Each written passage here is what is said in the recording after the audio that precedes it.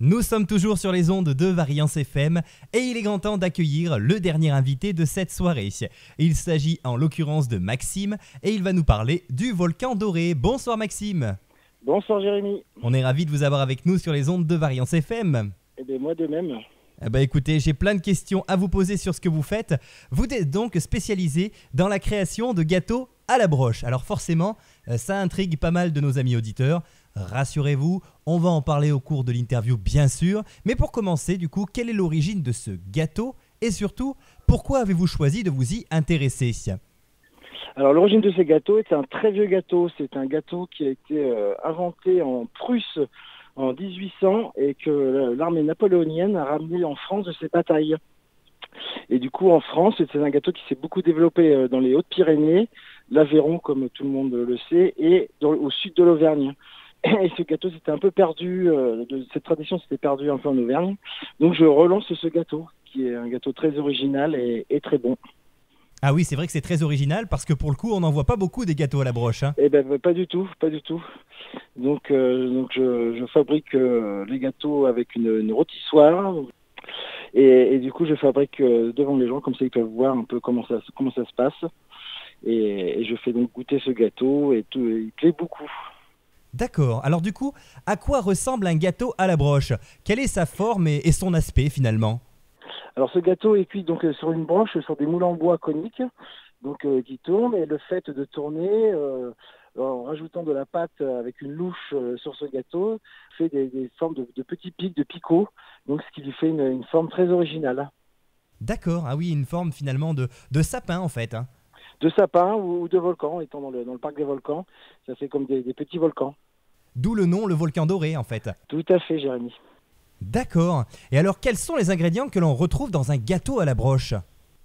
Alors la particularité de ce gâteau, c'est qu'il n'y a pas du tout de lait. Donc vous avez des œufs, de la farine, du sucre et donc du beurre de micelle. Et donc le fait qu'il n'y ait pas de lait, ce gâteau peut se conserver 3 mois. Et pour les arômes, je rajoute de la poudre d'amande, de la vanille et du rhum.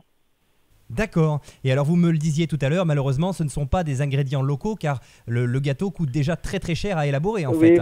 Oui, parce que voilà, il y a beaucoup de temps de cuisson. J'ai une bonne heure et demie, voire 2 heures pour faire 6 gâteaux. 6 petits gâteaux. Et si je veux en faire des plus gros, j'ai bien 2 heures et demie, 3 heures de cuisson. Donc ça coûte relativement cher déjà à fabriquer. Donc c'est vrai que pour les ingrédients, je ne peux pas me permettre de prendre des produits locaux, ce qui impacterait sur le prix et qui serait beaucoup trop cher. Bien sûr, tout à fait, vous avez raison. Et alors du coup, quelle est finalement l'étape clé de l'élaboration du gâteau à la broche? Quelle est l'étape qu'il ne faut surtout pas manquer? C'est de ne pas laisser brûler.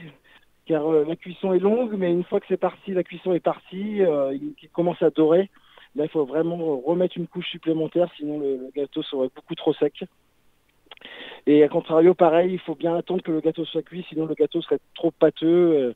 Il est tellement riche en beurre, en farine, en œuf, que donc voilà, il faut faire très attention à la cuisson. D'accord. Et alors, est-ce que vous proposez plusieurs variétés de gâteaux à la broche ou est-ce que la recette est systématiquement toujours la même? Non, alors moi, oui, je garde cette recette-là parce qu'elle est vraiment beaucoup appréciée de mes clients. Après, d'autres enfants rajoutent d'autres arômes, mais moi, cette recette-là marche très bien, donc c'est vrai qu'on reste sur l'amande, la vanille et le rhum. Ah, rhum, vanille, amande, oui, c'est sûr qu'avec ça, vous nous faites voyager pour le coup. Exactement. Et alors, quelles sont les différentes tailles de gâteaux que vous proposez? Alors, j'ai deux sortes de moules. Donc pour faire des petits gâteaux et des gâteaux un peu plus gros. Donc pour des petits gâteaux, je fais 6 gâteaux sur une broche et pour faire des gros gâteaux, je fais que 4 gâteaux par broche. Et là, vous avez un gâteau qui peut faire jusqu'à 1 kilo, voire plus. Ah oui, quand même, 1 kilo de gâteau, il y a de quoi faire pour un moment. Pas tant que ça, parce qu'une fois qu'on l'attaque, ce gâteau, on a un peu de mal à s'arrêter. Et oui, c'est addictif. C'est un gâteau qui est assez addictif, tout à fait, tout à fait. Et alors, est-ce que vous proposez également des gâteaux qui seraient adaptés aux personnes qui ont des régimes alimentaires spécifiques? Et non, pareil, il y a trop peu de monde qui soit allergique à la poudre d'amande ou à la farine de blé. Donc c'est vrai que nous gardons cette recette qui marche très bien déjà. D'accord. Alors, quelle est la meilleure façon de consommer un gâteau à la broche? Est-ce qu'il est mieux de le manger seul ou en accompagnement peut-être d'un dessert? Alors il est déjà très bon comme ça, mais c'est vrai que si on est gourmand, on peut l'accompagner après manger avec un petit café. Ça passe très bien, ou sinon accompagner d'une petite glace vanille, un petit coulis de chocolat ou une crème anglaise. Mais c'est vrai que le gâteau est déjà très très bon comme ça pour le 4 heures, pour après manger. Pour le petit creux dans la nuit, il n'y a pas d'heure pour en manger. Et alors, vous parliez tout à l'heure des 3 mois de conservation. Comment doit-on faire pour conserver au mieux le gâteau? Est-ce que vous pouvez nous donner éventuellement quelques petits conseils pratiques? Alors tout simplement, vous le mettez dans un torchon comme le pain, à l'abri de la lumière, à température ambiante, et il va garder son moelleux comme ça pendant plusieurs mois. D'accord. Et est-ce qu'il vous arrive parfois d'avoir des demandes de gâteaux personnalisés, des particuliers qui viendraient vers vous et qui vous demanderaient notamment de rajouter des petites choses à l'intérieur ou sur le gâteau? Non, du tout.